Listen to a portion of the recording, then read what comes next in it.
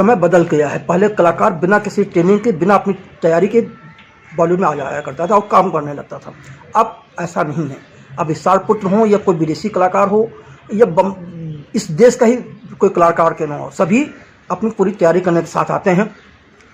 हमारे साथ आज आनंद मिश्रा जी हैं, जिन्होंने कई स्टार पुत्रों, कई कलाकारों, कटरीना कैफ से कई कलाकारों को भी अभिनय और हिंदी भाषा सिखाई है।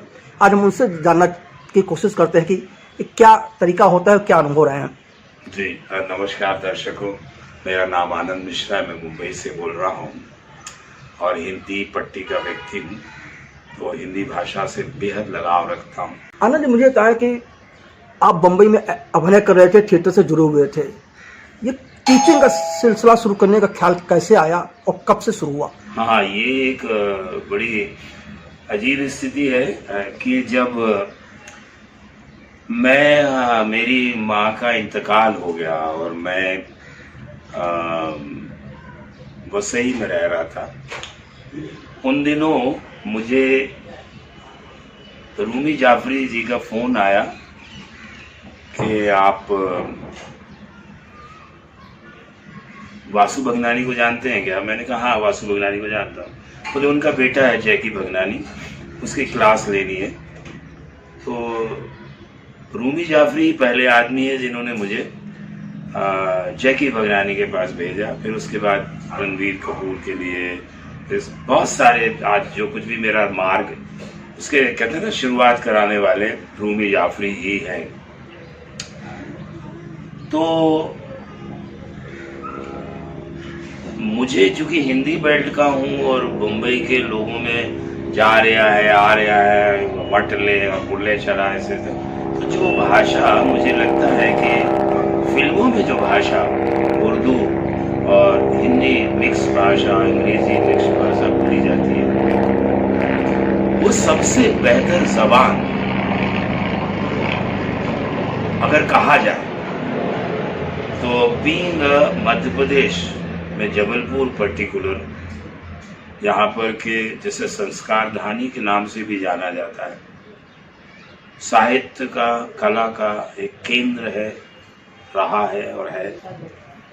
और जब मैं भोपाल गया तो वहाँ उर्दू, वहाँ पर उसका एक तजुर्बा हुआ, लोगों की संगत मिली। तो थिएटर और अभिनय और भाषा, और दोनों तरह की भाषा, मतलब उर्दू की भाषा भी कह लीजिए कि भाई अगर आप एक उर्दू नाटक में काम करते हैं तो आपको ज, ज, क, ख, ज इसका ज्ञान होना चाहिए। तो वो चीज़ें जो है, वो जो मेरा अनुभव था, वो मैं रूमी जाफरी के ज़रिए, वो पहली शुरुआत मेरी रूमी जाफरी ने करवाई। और वो पहला मेरा जो शागिर्द था वो जैकी भगनानी, भी दूसरी कटरीना कैफ। इसके अलावा किन किन स्टार पुत्रों को आपने ट्रेनिंग दी है? हाँ, बहुत सारे मेरे, देखिए, पहला जैकी, फिर कटरीना, उसके बाद सलीना जेटली, फिर रिया सेन, फिर नीतू चंद्रा, नीतू चंद्रा के बाद जो युवराज क्रिकेटर की बीवी हैं हेजल, वो, फिर राजकुमार राव की जो पत्नी हैं पाथलेखा, वो, और उसके बाद आपका वरुण धवन, और आपका नीतू चंद्रा, जानवी कपूर, जब 25 लोग हैं। बहुत सारे लोगों ने मुझे बुलाया। और सबसे ज़्यादा जो महत्वपूर्ण होता है वो है 3 चीज़ें। भरत मुनि के नाट्य शास्त्र में 9 रस बताए गए हैं और अभिनय के प्रकार बताए गए। तो महत्वपूर्ण जो है वो है वाचिक अभिनय, जिसे अंग्रेजी में डायलॉग डिलीवरी कहते हैं, आंगिक अभिनय, बॉडी लैंग्वेज, और जो हमारे हृदय से जो भाषा, जो रस की बात आती है, वो सबसे महत्वपूर्ण है। तो आहार, वाचिक, आंगिक, और जो सबसे बड़ी चीज़ है वो है 9 रस, जिन्हें आप अपने भीतर जनरेट कर सकें। तो जब हम बच्चों के साथ मिलते हैं तो मैं उनको कहता हूँ कि देखो भाई, ज़्यादा परेशान मत हो। नाट्य शास्त्र की ही चीज़ों को लोगों ने अलग अलग तरीके से अलग अलग चैप्टर में बदला हुआ है। फिजिकल फिटनेस के लिए लोगों ने जिम बना दिए हैं, मेडिटेशन के लिए योगा बना दिया है। तो लोगों ने वही जो कारपेट वाली बात है कि लोगों ने क्या किया है, एक एक टुकड़े उठा लिए हैं कि अब आप अदरक को अलग रख दो और काले नमक को अलग रख दो, और काले नमक को ये बोल के बेचो कि भाई इससे खांसी ठीक होती है, और अदरक को भी बेचो कि भाई काले नमक के साथ अदरक को चाटो तो वो होती है। फिर एक आदमी आता है कि नहीं नहीं, आप अदरक का रस निकालो, उसमें शहद मिलाओ, चाटो तो खांसी ठीक होती है। तो ये चैप्टर्स बने हुए हैं अलग अलग। लेकिन एक्टिंग में जो मेन चीज़ है, देखो आहार में तो आपका set, property, costume, makeup, getup, hand props, घड़ी, अंगूठी, ये जितनी चीज़ें, सब चीज़ें बाहर की है, सब आहार की हैं। विग लगा लो, चश्मा पहन लो, कान की मशीन लगा लो, दांत लगा लो, आँख में लेंस लगा लो, जितनी चीज़ें बाहर की वो आहार हो जाती। लेकिन सात्विक अभिनय जो सबसे महत्वपूर्ण है वो है इमोशन, भावना। और वो भावना है 9 रस नाट्यशास्त्र में, 10वां मृत्यु और शांत रस, उससे जोड़ दिया गया, तो अब 10 रस की बात होती। तो हम जब किसी के साथ मिलते हैं, इन बच्चों के साथ, हम उनको एक ही चीज़ सिखाते हैं, देखो ये जो आहार है ये तो तुमको मुहैया शूटिंग वाले करा देंगे, सिर्फ ये समझ लो कि किस वक्त तुम्हें ग्लास उठाना है, डायलॉग बोलते समय से किस जगह पे यूज़ करोगे, ये हर आदमी का अलग अलग होता है। जैसे कहते हैं ना कि आदमी एनएसडी जाता है तो एक्टिंग सीखता है, मेथड एक्टिंग। अब मेथड एक्टिंग में अगर एक आदमी ऐसे यहाँ रखे हुए तकिए को ऐसे उठाता है और ऐसे रखता है, ये उसका अपना अंदाज हो सकता है। मेरे मेथड्स में मैंने उठाया, मैंने कहा इसको मैं ऐसे रख, तकिए का यूज़ ही करना ना मेथड में।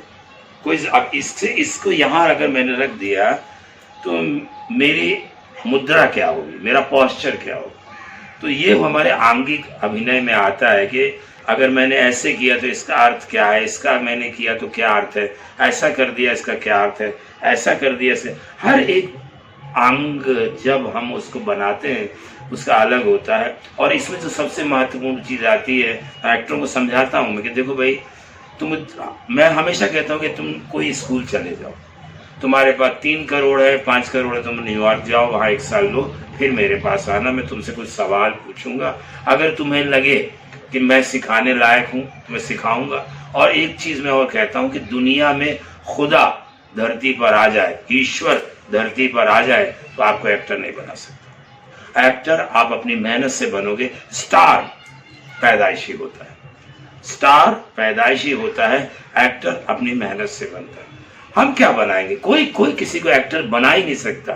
राष्ट्रीय नाट्य विद्यालय 1952 से चल रहा है, 25 विद्यार्थी 30 विद्यार्थी हर साल निकलते हैं। कितने एक्टर उंगली पे गिन के बता दीजिए कि जितने वर्ष बीते हैं राष्ट्रीय नाट्य विद्यालय को बने हुए, क्या उतने स्टूडेंट हैं फिल्म के अंदर?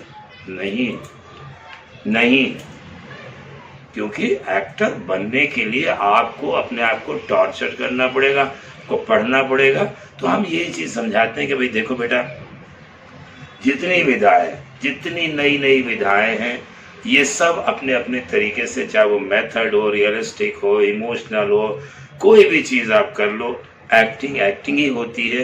एक्टिंग तभी होती है जब तुम्हारे भीतर जज्बात आते हैं, और वो जज्बात जब तक तुम्हारे भीतर, मैं एक उदाहरण देता हूँ कि मैं हमारे मध्य प्रदेश में एक गाँव है, माने गाँव, पन्ना में, वहाँ पर खदानों में पिछले 20, 25, 30, 40 साल से खुदाई होती है, और 10-10, 20-20 ट्रक मिट्टी निकाल के ट्रक में ले जाते हैं, एक मशीन में डालते हैं, मशीन धोती है, वो पत्थर निकलते हैं, मिट्टी अलग निकल जाती है, और फिर वो लोहे के गोलों में घूम के जो 4-5 पत्थर उस लोहे के गोले से निकल के पाइप से वो एक डब्बे में गिरते हैं, उसमें ताला लगा होता है, वो डायमंड होता है। अब वो डायमंड को जितना तोड़ोगे वो टुकड़े में रहेगा, लेकिन उसकी चमक नहीं जाएगी। लेकिन अगर आपके अंदर एक अभिनेता बनने वाले व्यक्ति के अंदर हीरे के गुण नहीं है तो हम उसको तराश कर लाखों करोड़ों के नहीं बना सकते दुनिया का कोई टीचर, क्योंकि वो पत्थर है, हम जितना उसको तराशेंगे इधर वो रेत बन के उसका वजूद खत्म हो जाएगा। मुझे बताएं कि जब आप किसी को ट्रेनिंग देना शुरू करते हैं, पहले दिन से क्या प्रक्रिया होती है आपकी? हाँ, मैं पहले दिन जब जाता हूँ तो 2 दिन तो मैं उन लोगों की बातें सुनता हूँ, उनसे समझता हूँ। जैसे मुझे याद है कि मैंने डेविड साहब से पूछा कि मैंने कहा आप इसको हीरो बनाना चाहते हैं कि ये हीरो बनना चाहते? उन्होंने कहा नहीं, ये बनना चाहते। तो सबसे पहली चीज़ ये होती है कि वो खुद चाहता है। कई बार माँ बाप चाहते हैं कि मेरा बेटा हीरो बन जाए, वो नहीं बन पाता है। मैं देखता हूँ कि उसके अंदर उत्साह कितना है। एक बच्चे के अंदर जिसे भी बनना है उसके अंदर उत्साह है क्या? वो अगर मैं कुछ लिख के देता हूँ या मैं किताब निकालता हूँ, मैंने दिया भाई ये आधे अधूरे है, ये इसका ये पढ़ो काला सूट वाला, या पहले दिन अभी 1-2 बच्चे हैं बस बातचीत, तो पहले दिन मैं लेके गया, मैंने आधे अधूरे दिए, उसका मैंने कहा कि उसका जुनेजा का डायलॉग पढ़ो, पढ़ा उसने। फिर मैंने तुगलक निकाला, क्रिश कार्नाड का बुक दी, मैंने कहा ये हमारी अजीज़ रियाया पढ़ो, पढ़ा उसने, दोनों को सुना मैंने। फिर मैंने आपकी उम्र कितनी है, और उसने कहा इतनी है, तो मैंने कहा ये तो ओवर एज हो चुका है, ओवर एज हो चुका है, और फिर बांद्रा रहेगा, यहाँ जाऊँ 5 घंटा मेरा लगेगा। मैं चुप हो गया। नौजवान बच्चा जो 20, 22, 25, 26 का होता है, अभी एक बहुत बड़ी हीरोइन का एक बेटा तैयार कर रहा हूँ, वो अमेरिका से आया है, 2-3 साल ट्रेनिंग दी उसको, 3 साल। जो आदमी को बिल्कुल कुछ नहीं आता था, उसको सबसे पहले मैंने कहा इसको भाषा सिखाओ। तो मैंने हिंदी लिपि का, खा, गा, कक्का, किक्की, कुक्कू सब पूरा मेमोराइज करा के याद किया, लिखना सिखाया, सब कुछ करके उसके बाद वो करण जौहर की एक फिल्म में असिस्टेंट किए करवाया। अभी वो तैयार हो रहा है, डांस, एक्सप्रेशन, मूड सब। तो हम बच्चों से यही कहते हैं कि देखिए 3 चीज़ों पर बहुत ध्यान देना। एक तो आपकी याददाश्त बहुत अच्छी होनी चाहिए, और सबसे बड़ी चीज़ है कि आपकी आंखें और कान, ये 2 हैं आपके पास, और ये 3, 1, 2, 3, ये 2 है।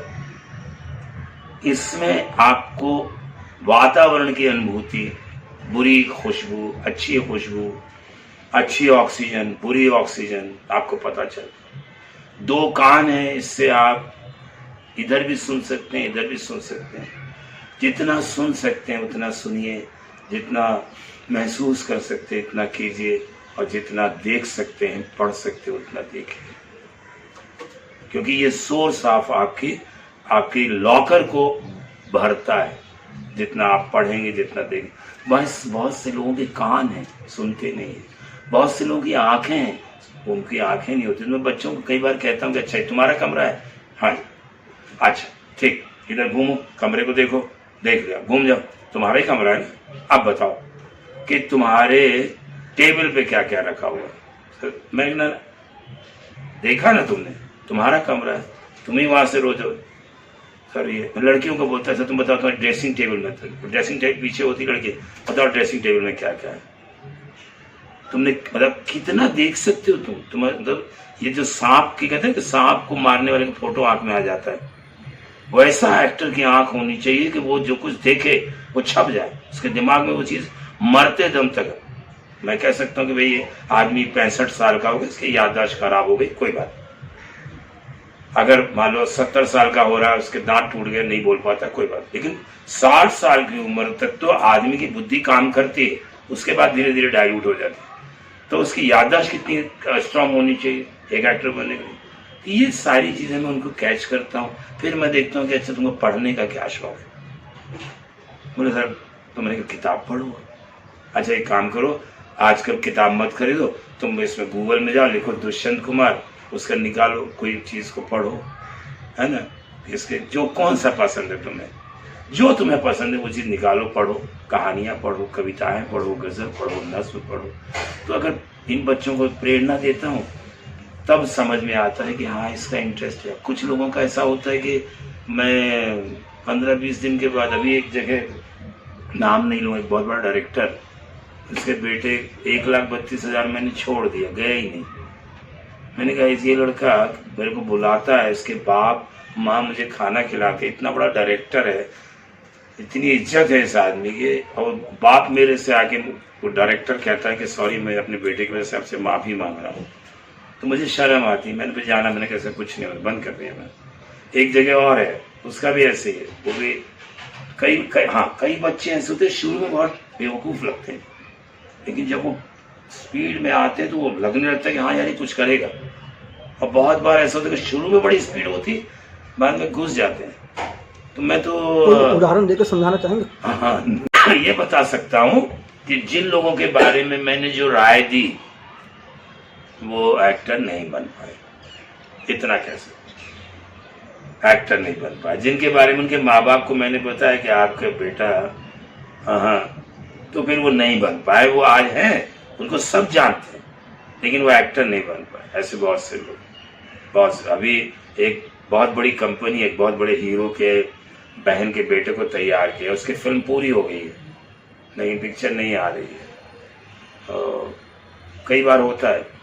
और उसका कारण मुझे जो लगा वो ये लगा, अभी एक हीरोइन आई है अभी एक पिक्चर में, मेरी स्टूडेंट, बहुत बड़ी हीरोइन की बेटी, लेकिन नहीं, वो पिक्चर नहीं चली। बहुत बड़ी कंपनी ने बनाई, बहुत बड़ी हीरोइन की बेटी थी, लेकिन पिक्चर नहीं चली। तो मुझे कई बार लगता है कि शायद बच्चे ये सोचते हैं कि हमारे माँ बाप स्टार हैं, हमको तो काम मिल ही जाएगा। काम मिल जाने से, मतलब एक और हमारी स्टूडेंट है जिस आप पिक्चरों में आ रही है वो, लेकिन लोगों को पसंद नहीं आ रही, वो पिक्चरें आती जा रही है उसकी एक के बाद एक, क्योंकि बड़े घर की है वो। लेकिन जब मैं ओपिनियन देखता हूँ तो मुझे पता चलता है कि नहीं, जो मैं सोचता हूँ वही जनता सोचती है। तो मेरे अनुभव शायद जनता वाले होते हैं शायद। जी, आपको ये नहीं लगता कि जो स्टार किड्स होते हैं इनकी परवरिश बहुत अलग तरह की होती है, ये जमीन से नहीं जुड़े होते हैं, तो जो जमीन से जुड़ा नहीं होता, जो भावनाएं होनी चाहिए जो किरदार में नजर, वो नहीं ला पाते हैं। क्या ये वजह है इनके असफल होने की? नहीं, इनकी प्रॉब्लम जो है वो इनका ईगो है, इनका अहम है कि बचपन से जब ये 2 साल के होते हैं और अपनी माँ के साथ शूटिंग में जाते हैं, वो हमारे परसाई जी वाली बात है कि रोड का कुत्ता और मालकिन का कुत्ता जो कार से उतरता, DIG साहब का, वो चेखो की कहानी है ना। वो एक कोयले वाले का कुत्ता एक को काट लेता है, फिर एंटन चेखो की बड़ी प्यारी कहानी है, वही हाल है। या वो कहने के चेखो की एक और बड़ी प्यारी कहानी कि वो एक कॉमन आदमी छींक देता है सिनेमा हॉल में, तो सामने एक टकले के ऊपर एक स्पून चल। इनका घमंड है। इन बच्चों को मैं तो बहुत अंदर से गहराई से देखता हूँ। ये बच्चे जो क्लास करते हैं, चाहे वो स्कूल जाते हों, चाहे, मतलब उनको भी जानता हूँ जो स्कूल में पढ़ते हैं, बताते हैं, वो बच्चे भी बताते हैं, या वो एक्टिंग स्कूल में जाते हों, उनको हमेशा से उनके सब कॉन्शियस में होता है कि मैं उसका बेटा हूँ। बचपन से मुझे लोग हेलो बेटा, सब लोग गोद में उठाते हैं, है ना। बड़े आदमी, पूंजीपति के औलाद को जैसे कुत्ते को नहीं लोग गोद में खिलाते हैं, वैसे इनको अभी देखिए तो एक हीरोइन एक बच्चा लेके घूमती थी, तो पृथ्वी थिएटर में मैंने देखा, फेस्टिवल था, तो वो हीरोइन भी आगे आगे, उसका बच्चा, 3-4 उसके बॉडी गार्ड इतने से बच्चे के, और उस कैमरा वाले फोटो लेके उस बच्चे को खींच रहे हैं, बच्चे का नाम ले लेके बुला रहे हैं उसको, और सब। मैंने कहा ये क्या है, मतलब ये बच्चे को अगर अभी से इतने 30 कैमरामैन कैमरा लेके उस बच्चे के पीछे माँ से ज़्यादा उस बच्चे का वीडियो चला रहे हैं, तो बच्चे की मानसिकता क्या होगी आगे जाके। अपनी आंखों से देखा, नाम नहीं लेता हूँ मैं इसलिए किसी का, लेकिन आप समझ रहे होंगे कि मैं क्या कहना चाह रहा हूँ। इतना सा बच्चा, 50 कैमरामैन, पृथ्वी थिएटर, माँ को कोई फोटो नहीं, बच्चे की खींच रहा है, उसके नाम को सब जानते हैं, क्योंकि वो माँ भी हीरोइन है, बाप भी हीरो है, बच्चा इतना सा। तो उसकी मानसिकता को बर्बाद करने वाले तो हम लोग हैं ना। तो जब वो बड़ा होगा तो हमसे वो ठीक से बात नहीं करेगा। वो हम बुलाएंगे बेटा टॉमी इधर आओ, बोले आओ, कैसे करे, भौंकेगा वो। तो इसको बिगाड़ने वाले हमारे समाज के लोग हैं। और ये कहीं ना कहीं सब कॉन्शियस में उन बच्चों के ईगो होता है। अगर वो माने या ना माने, अगर वो ईगो को हटा दें और समाज के साथ उस पर लोकल ट्रेन हो गया, बस हो गया, वो रास्ते का वड़ा पाव हो गया, एक कटिंग 8 आने की चाय पीने की ताकत हो, रोड की बीड़ी पीने की ताकत हो, तो वो जानेंगे कि एक बीड़ी पीने के बाद कैसी खांसी आती है और रोड की चाय का टेस्ट कैसा होता है। और मैं इसके मैरियट में बैठ कर कॉफ़ी पीने से आप कॉमन आदमी के दर्द को सिर्फ सुन सकते हो। राइटर बताएगा मैडम वो ऐसे उठाता है, कान से बीड़ी निकालता है, फिर मुंह में रखता है, फिर ऐसे माचिस कैसे जलाई जाती है वो भी सिखाता है, ऐसे पकड़ो, ऐसे जलाओ, ऐसे करो, ऐसे करो। वो नहीं पता ना, जब यथार्थ को आप नहीं जानते हो तो राइटर कितनों कर ले, आपकी आत्मा उसमें नकली लगेगी, क्योंकि आपको समाज में वैसे जीना पड़ेगा। आपके पास जो लोग आते हैं वो सिर्फ भाषा को सीखने आते हैं या पूरी अभिनय को सीखने आते हैं? पूरा भाषा क्या है, देखिए एक अभिनेता के लिए सबसे महत्वपूर्ण चीज है भाषा। जिस भाषा में आप काम कर रहे हैं, अगर आप मराठी भाषा में काम कर रहे हैं तो आपका डिक्शन, आपको भाषा का संस्कार, आपको मेकिंग ऑफ सेंटेंस यानी शब्द विन्यास आना चाहिए, आपको का की कु ये सवाल सबसे महत्वपूर्ण है एक अभिनेता के लिए। अगर आप भाषा का ज्ञान नहीं रखते हैं तो आप कैसे करेंगे, कितना वो याद कर लें आप। अगर आपको बोलने की आदत कि चाय का आदत है, बंगाली हैं अगर आप, तो आपको आदत है आमी चाय का आदत है, तो आप वो का ही निकलेगा आपके मुझसे, आप की नहीं निकलेगा, मुझे चाय की आदत है। तो वो चीज़ तो आपको भाषा को सीखना पड़ेगा, सबसे महत्वपूर्ण। फिर आता तलफ़ुज़ कि आपको भाषा के साथ बहुत से, मुझे याद है कि बहुत से मेरे अभी पायल घोष, बहुत सारे स्टूडेंट जो बंगाली आते हैं। हाँ, एक अभी बंगाली लड़की का किसी का फ़ोन आया था, कोई बहुत बड़ा फोटोग्राफर है, तो उसने फ़ोन किया, लड़की ने फ़ोन किया, फिर दोबारा मैंने मिला नहीं। तो उससे जब मेरे से बात की तो मैंने कहा अरे तुम बंगाली, करोड़ बोल के बताओ। फ़ोन पे ही मैंने कहा करोड़ बोल के बताओ, करोड़। मैंने कहा करेक्ट, समझ गया मैंने कहा 1 घंटा इतना पैसा लूँगा, बताओ। नहीं आया फ़ोन, फिर आया फ़ोन, मेरे कलकत्ता जाने में फिर आने, क्योंकि वो आपको भाषा का ज्ञान होना। तो जब जाता हूँ तो सबसे पहला, अच्छा ये जो भाषा की बात आती है, एक लेडी हैं, उनका नाम है, बड़ी आदरणीय है, प्रवीणा भारद्वाज। वो स्टारडस्ट में हुआ करती थी और रूमी जाफरी ने फ़ोन नंबर दिया डेविड धवन को, और डेविड साहब ने प्यार तो होना ही था, सोहेल, सलमान भाई और कतरीना फिल्म के साइन हो गए। तो डेविड साहब का मुझे फ़ोन आया कि एक हीरोइन साइन की, मैंने उसको पढ़ाना है। ठीक, मुझे नहीं मानता कौन है। फिर वो एक बहुत बड़ी मैट्रिक्स की मालकिन है, बहुत बड़ी मतलब बहुत बड़ी लेडी है वो, कुछ कंपनी बांद्रा में चलती है, नाम नहीं बोल रहा हूँ।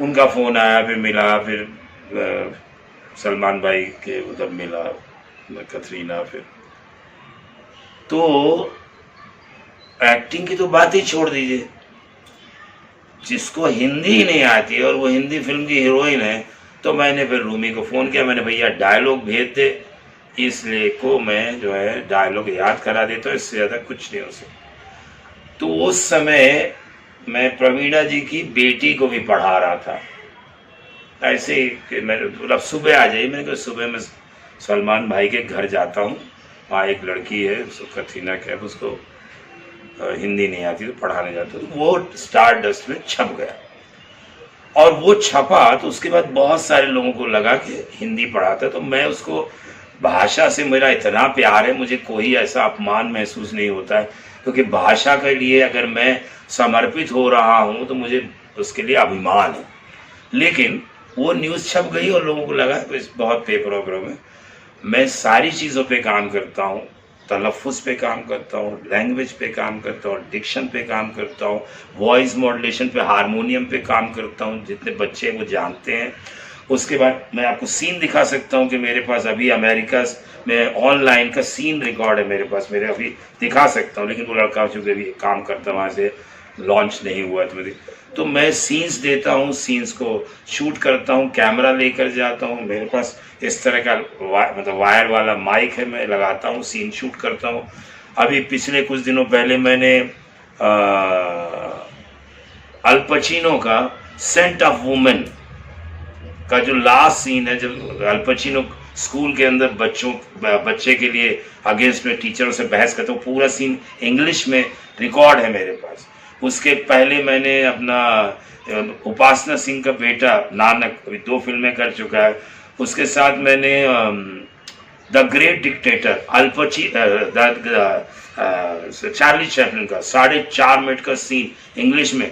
तो मैं सिर्फ हिंदी में नहीं, अंग्रेजी में भी लड़कों को सीन, बड़े बड़े इंटरनेशनल ऑस्कर विनर एक्टर्स के सीन को मेमोराइज करा के शूट करता हूँ, उनको पूरा ट्रेनिंग देता हूँ, चाहे वो कोई भी एक्टर हो, मतलब मार्लन ब्रांडो तक की चीज़ों को कराता हूँ। और हिंदी में माधुरी दीक्षित, रेखा, आलिया भट्ट, जितने अपकमिंग एक्टर के सीन्स हैं वो भी करता हूँ।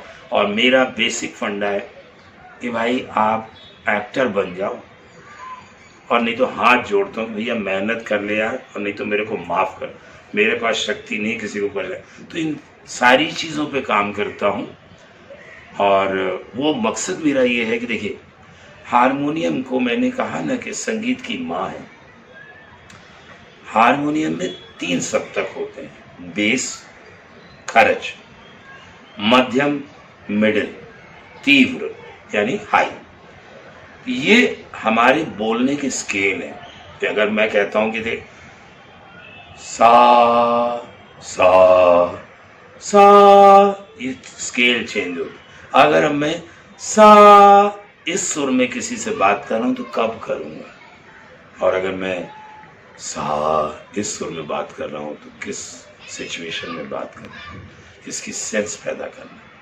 फिर आता है कि अगर मान लीजिए ये एक तकिया नहीं है, आपके मरी हुई माँ का चेहरा है, मैं कैमरा यहाँ रखता हूँ, आपको कहता हूँ इसे देखिए, ये मरी हुई माँ का चेहरा है, आपके अंदर कैसी भाव, क्या करोगे। जैसे मैं हमेशा एक बात कहता हूँ कि आप बहुत सफल हो गए, आप एक्टर बनने आए थे, आपको आदित्य चोपड़ा ने साइन कर लिया, आप घर आए और आपके दादाजी जो है यहीं कोने में बैठ के पेपर पढ़ते हैं, दरवाज़ा खुला है, तुम अंदर आए, बता रहे हो तुम कैसे ऐसा हो गया, यश चोपड़ा की फिल्म मिल गई, किसने बोल दिया, वो बोल दिया, और दादाजी कुछ नहीं बोले, तुमने उसको टच किया, दादाजी, और दादाजी गिर पड़े, अब क्या करोगे। तो मैं कोई सिचुएशन के आगे की चीज़ें करवाता हूँ कि अगर एक्टिंग में आगे तुम्हारा दिमाग कितना काम, ये तो मैंने बता दिया कि तुमको क्या क्या क्या क्या क्या बोलना है। अब तुमने दादाजी को टच किया, दादाजी मर गए, मर चुके, अब क्या करोगे तुम। ये चीज़ों के लिए प्रिपेयर करता हूँ। एक्टिंग में एक एक्टर को जिस तरह से अगर पानी रखा है और आपने ऐसे देखा, पानी आपको साफ नजर आ रहा है, और आधा घंटे पे यहाँ बात करने के बाद आपने जैसे देखा आपको नीला लग रहा है, आप परेशान हो जाओगे कि यार अभी तो मैंने देखा था कि ये साफ पानी तो नीला कैसे हो गया, क्यों हो गया, कैसे हो गया, क्या इसे छूऊं पीऊं, तो कितनी सारी चीज़ें।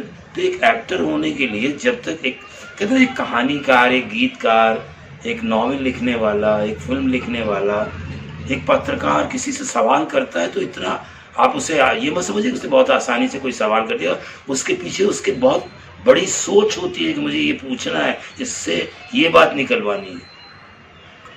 एक पूछने वाला बहुत आराम से पूछ जाता है, लेकिन अगर जवाब देने वाला उसके जवाब के विपरीत जा रहा है तो सोचता है यार बेवकूफ़ आदमी है यार, मैं इससे सवाल कुछ और करता बोलता कुछ। जैसे मैं नाम नहीं लूँगा, हमारे मित्र हैं, उनसे हमारा एक दोस्त बड़ा कलाकार, थोड़ा नाम हुई बाटा किस्मत हो गई उसकी, तो उसको घर बुलाया, क्या तुम्हारा वीडियो बनाते हैं, वीडियो बनाया, वीडियो भेजा, मेरे पास आया वो वीडियो उनके चैनल का, मैंने देखा वो जो सवाल कर रहे थे वो कुछ और बोल रहा था, वो कुछ धर्म और आध्यात्म और पता नहीं, अरे जो बात पूछी जा रही वो जवाब दे दूँगा। तो एक्टिंग में मैं सारी चीज़ें जो मेन चीज़ें देखिए, जैसे ऐसे बैठे ऐसे, अब लोग बैठ जाते हैं ऐसे, हमारे शरीर में मूवमेंट होता है, तो हाथ का मूवमेंट हो रहा है, फिर अगर मैं ये करता हूँ तो इसको हम कहते हैं पॉस्चर, फिर अगर मैं बात करते करते ऐसे करते इसका पॉस्चर, फिर इसको मैं थोड़ा सा और ऐसे करके ऐसे कर लेता हूँ, ये पॉस्चर। तो जब एक कलाकार अपने संवाद, अदायगी में, सिचुएशन में मूवमेंट करता रहता है तो उसकी पेंटिंग्स बनती है। वो तो आदमी को जो देख रहा होता है उसको थोड़ी देर बाद दूसरा दिखने लगता है, तीसरा दिखने लगता है। वो कोई एक बार बनाई हुई पेंटिंग नहीं है, जिंदा आदमी है तो जिंदा आदमी लगना चाहिए। और अगर बोल रहा है, बातचीत कर रहा है, तो अपने आम जीवन में भी तो कैसे हो तुम, क्या उधर जाके बैठो, उधर जाके बैठो, उधर जाके बैठो। आदमी अपनी जिंदगी में बातचीत करता है, एक चाय देना, अरे भाई साहब एक चाय, यार कब से बोल रहा हूं एक चाय क्यों नहीं दे रहा यार तू। एक ही आदमी के अंदाज बदलते रहते हैं। तो जब आपके अंदर सुर है, आपके अंदर एक संवाद, अदायगी कुदरत ने दी हुई है, तो उसमें ता ता ता ता ता, ता अब तो कौवे तो है नहीं, कौवे है नहीं, एक जैसे करेंगे। तो वॉइस मॉड्यूलेशन बहुत जरूरी होता है, मेलोडी होनी चाहिए। यानी कोयल जब कूकती है तो आदमी ऐसे देखता है, लेकिन कौवा बोलता है कोई नहीं सुनता। एक्टर को कोयल की तरह होना चाहिए, जब वो बोले तो ऐसा लगना चाहिए गाना गा रहा है, और जब गाना गाए तो ऐसा लगना चाहिए बोल रहा है। क्या बात है। क्या ये माना जाए कि जिन्हें संगीत की समझ हो या जो गा लेते हों उनके लिए अभिनय आसान हो जाता है? नहीं, वो अलग विधा है। जो लोग गायकी जानते हैं वो गायकी एक अलग विधा है, क्योंकि संगीत में राग हैं। हमारे देश के अंदर अनंत राग हैं, अनंत ताल है ना, 3 ताल, झप ताल, 1 ताल, आदि ताल, दादरा, कहर, वही सब ताल है ना। भोपाली, मालकोस, यमन, दुर्गा, ऐसे हजारों राग हैं। वो उन रागों का अध्ययन, उनके हिसाब से उनका चलन, आरोह अवरोह, सुरों का ज्ञान है ना, और उसकी मेलोडी को समझना, सुर का पक्का होना। एक सुर पकड़ने में 7 वर्ष लगता है, एक सुर पकड़ने। गायकी तो बहुत दूर की बात। मतलब कहते हैं ना कि कुमार गंधर्व या भीमसेन जोशी होना हर आदमी के बस की बात नहीं है। तो सब काम चलाओ, किसी के कॉपी करना है। तो अभिनेता को सिंगर तो होना चाहिए। ये एक, इसीलिए आप देखिए पुरानी जो फिल्में हैं उनके जो अभिनेता हैं, वो चाहे दिलीप साहब हो, मोहम्मद रफ़ी हो, सब लोगों ने फिल्मों में काम किया और खुद अपने लिए गाया है। क्योंकि ताल यानी रिदम एक एक्टर के अंदर होती है। हमारी जो ये पल्स चल रही है, जो नस चल रही है, हमारा हार्ट बीट चल रही है, ये हमारी धड़कन है, ये हमारी बीट। आपकी अलग, मेरी अलग, दुनिया के हर आदमी की बीट्स अलग है। तो संगीत का ज्ञान अभिनेता को होना चाहिए। और अगर गायक नहीं है, कोई बात, उसे ताल का और सुर का ज्ञान होगा। तो जब वो आपने पूछा कुछ, आपने कहा कि भाई हाँ क्या नाम है तुम्हारा, बैठ जाओ, क्या नाम है तुम्हारा, बैठ जाओ। और अब अगर मैं सुरीला नहीं हूं, कान की समझ, हाँ हाँ बैठ रहा हूं ना, तो अब क्या नाम है तुम्हारा, बैठ जाओ, हाँ बैठ रहा हूं ना, एक सुर में होगा। तो इसकी समझ के अगर एक अमिताभ बच्चन कहता हूँ रिश्ते में तो तुम्हारे बाप लगते हैं, ना मैं शहंशाह। अरे भाई शहंशाह हो गए किसी और के, मतलब क्या तुम्हारा, बोलना क्या चाहते हो मराठी एक्टर। तो वो आज तक अरे कहना क्या चाहते हो, ये टोन है यार। राजपाल यादव अलग टोन, रघुवीर यादव अलग टोन, डैनी साहब अलग टोन, अमरीश पुरी, तो अपनी अपनी टोन होती है। तो उस टोन का हमें समझना होता है कि हमारा स्केल क्या है। जैसे सुखविंदर है ऊपर गाता है, राजपाल यादव ऊंचा बोलता है, लेकिन दूसरे एक्टर हैं वो नहीं बोलते ऊपर, नहीं बोलते वो। तो सुर का ज्ञान हमें ये सिखाता है कि अच्छा पानी लेंगे आप, नहीं नहीं शुक्रिया, पानी लेंगे आप, नहीं नहीं शुक्रिया, कंठ बदल गया, नहीं नहीं शुक्रिया अलग है, पानी लेंगे आप अलग है। इतनी समझ पैदा करते हैं हम उनके संगीत के माध्यम से। तो एक अभिनेता को गीतकार हो जाए, ये उसके अंदर एक एक्स्ट्रा क्वालिफिकेशन आ जाएगी, एक गुण आ जाएगा। और अगर गायक नहीं है तो हम उसे इतना ही सिखाते हैं कि देखो भाई ये सुर जो है, ये अगर तुम अस्पताल में हो, अब 3 दिन से कोमा में हो और कैमरा कहता डायरेक्टर कि तुम आज होश में आ रहे हो तो तुम क्या क्या करोगे, तो भैया हम उसको सिखाते हैं कि देखो हाथ पहले हल्का सा होंठ हिलेगा, उंगलियां हिलेंगी, थोड़ा आंखें बंद रहेंगी लेकिन अंदर बॉल ऐसे ऐसे घूमेगी, फिर पलकें धीरे धीरे धीरे धीरे धीरे पलकें खुलेंगी और फिर आवाज़ आएगी कि तो एकदम से, क्योंकि अगर 3 दिन से कंठ बंद है तो इन लोगों को यही नहीं पता, लोग पूछ लेते हैं कहाँ हूँ मैं। अरे 3 दिन जिसका कंठ बंद होता है उसको बोलने में तकलीफ होती, आवाज़ नहीं निकलती। ये लोगों को पता ही नहीं, बड़े बड़े डायरेक्टर एक्टर को पता ही नहीं कि अगर 3 दिन किसी का कंठ बंद रहे और फिर उसको बोलना हो तो उसको घबराहट होती है, उसको लगता है कि मैं जिंदगी में नहीं बोल पाऊंगा अगर 3 दिन से कंठ। आज तक किसी फिल्म में बताया नहीं गया। हम उन चीज़ों पे ध्यान देते हैं ना, एक्टिंग पे बहुत काम करते हैं। सर जी मुझे बताया कि 25 से अधिक लोगों को आपने ट्रेनिंग दी, इनमें से कोई ऐसा कलाकार रहा होगा जिसमें आपको लगा होगा कि ये बहुत प्रतिभा, ये आगे स्टार बन जाएगा, पर वो कुछ नहीं हो पाया? मराठी के एक बहुत बड़े हीरो रहे, उनका बेटा है महाजनी साहब, एक मराठी के बहुत बड़े एक्टर है, हीरो। उनका बेटा है,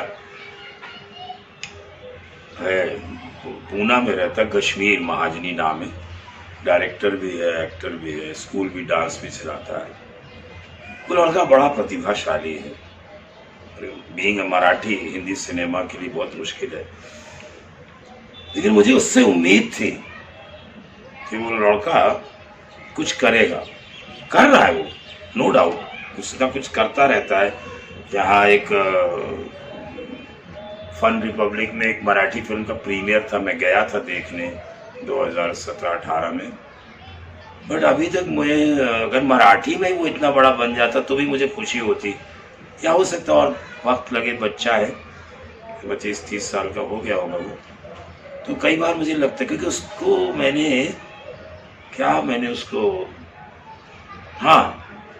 मैंने गजानन माधव मुक्ति बोध की कविता उससे भूल गलती, बहुत कठिन कविता है और तलफ़ुज़ के लिए, मेमोरी के लिए बहुत खूबसूरत है। कुछ लाइनें बोल के बताता हूँ कि भूल गलती आज बैठी है ज़रा बख्तर पहनकर तख्त पर दिल के, चमकते हैं खड़े हथियार उसके दूर तक, आंखें छिलकती हैं नुकीले तेज पत्थर से, खड़ी हैं सिर झुकाए सब कतारें बेजुबां बेबस सलाम में, अनगिनत खम्भों व महराबों तले दरबार आम। तो ये तलफ़ुज़ और वॉइस मॉड्यूलेशन के लिए उसने एक दिन में ये याद करके सुनाई थी, मुझे बड़ी खुशी हुई थी कि ये तो कुछ बच्चे होते हैं कि बड़े काबिल होते हैं, लेकिन मालिक क्या जाने उसके क्या।